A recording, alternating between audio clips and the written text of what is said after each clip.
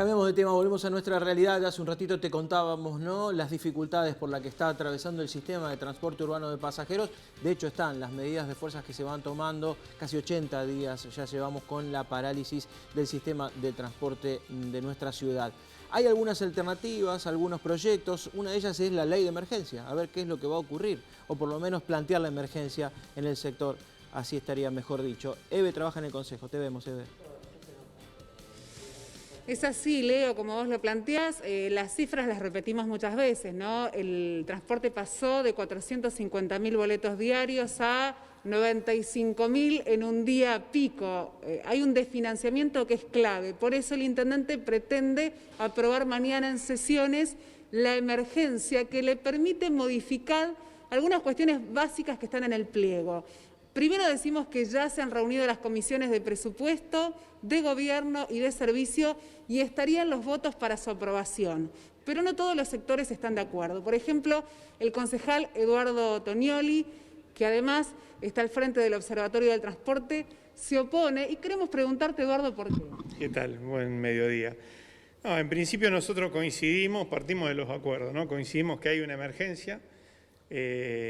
Coincidimos que esa emergencia está directamente derivada de la pandemia, más allá que el transporte venía arrastrando una crisis de varios años durante la gestión de Macri, donde se retiraron subsidios al transporte a nivel nacional, y a pesar de que el gobierno nacional, cuando hubo cambio de gobierno de Alberto Fernández en enero, triplicó nuevamente los subsidios al transporte del interior, bueno, llegó en marzo, llegó la pandemia y golpea en uno de los fuentes de ingreso de recursos del sistema. Hay dos, los subsidios estatales y la venta de pasajes, ¿no?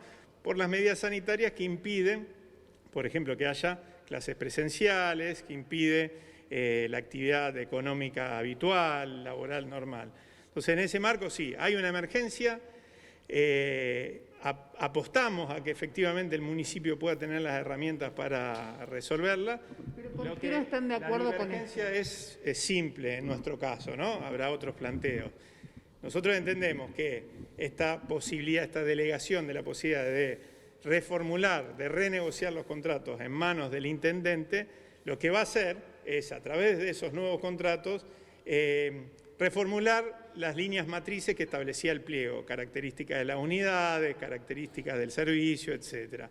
Entendemos que, siendo así, deberían esos contratos volver a pasar, o pasar, mejor dicho, por el Consejo Municipal. Es verdad, una vez establecido un pliego nunca sucedía esto, pero tampoco sucedió que vía los contratos, vía la renegociación de contratos, se reformen las directrices de lo que establecía el pliego, ¿no?, en cuanto al estándar de servicio, la calidad, etc. Nosotros creemos que este cuerpo, el Consejo Municipal, debe ser garante de que el servicio para los rosarinos y las rosarinas no sufra alteraciones radicales durante la pospandemia. Durante la pandemia entendemos que es así, ya está pasando, ¿no? Hay una reducción evidente y ostensible de los servicios en la calle.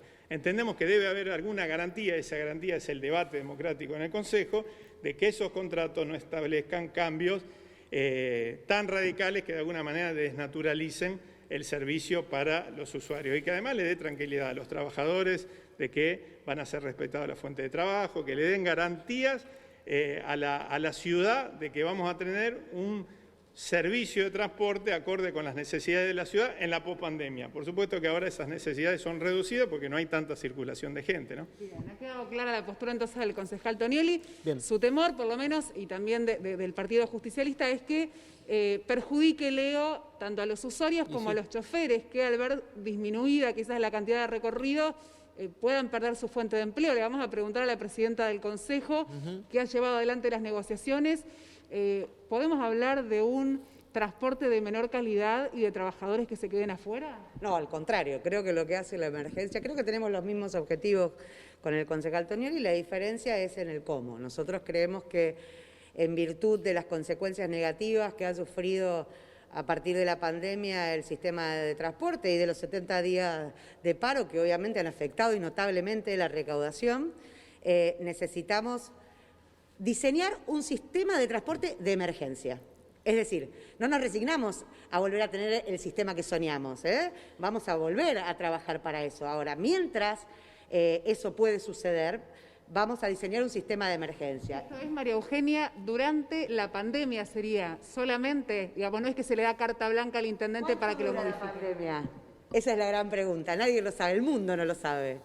Nadie sabe cuánto dura la pandemia. Entonces hay que plantear parámetros objetivos que a nosotros nos permitan decir al menos que el transporte volvió a la normalidad.